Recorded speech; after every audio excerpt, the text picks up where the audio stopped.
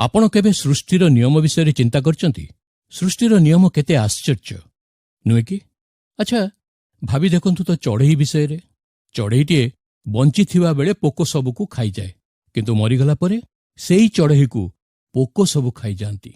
ଏଇ କଥାକୁ ମନେ ରଖୁ ଯେ ସମୟ ଓ ପରିସ୍ଥିତି କେତେବେଳେ ବଦଳିଯିବ କିଛି କହିହେବନି।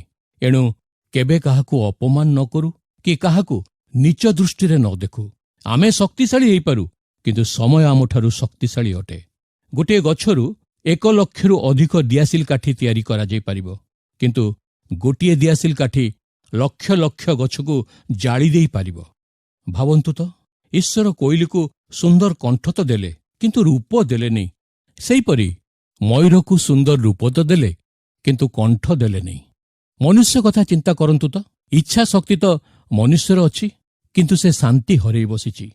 ଜଣେ ସାଧୁଙ୍କର ଶାନ୍ତି ଅଛି, କିନ୍ତୁ ଇଚ୍ଛା ଶକ୍ତି ନଥାଏ। ମନୁଷ୍ୟ ଜଗତରେ ଆଉ କ'ଣ ଇଚ୍ଛା କରେ?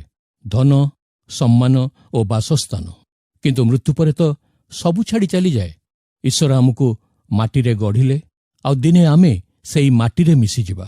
ତେବେ କୋଉ ବିଷୟ ପାଇଁ ଆମେ ଗର୍ବ କରିବା? ଏଇ ଜଗତରେ ଯେତେ ଦିନ ରହିବା, ସମସ୍ତଙ୍କ ସହିତ ପ୍ରେମରେ ରହିବା। ଏଣୁ ଈଶ୍ୱର ବାଇବଲରେ ଏକଥା କହନ୍ତି, ଅହଙ୍କାର ସର୍ବନାଶର ସମ୍ମୁଖରେ ଥାଏ, ପୁଣି ଦାମ୍ଭିକ ମନ ପତନର ସମ୍ମୁଖରେ ଥାଏ।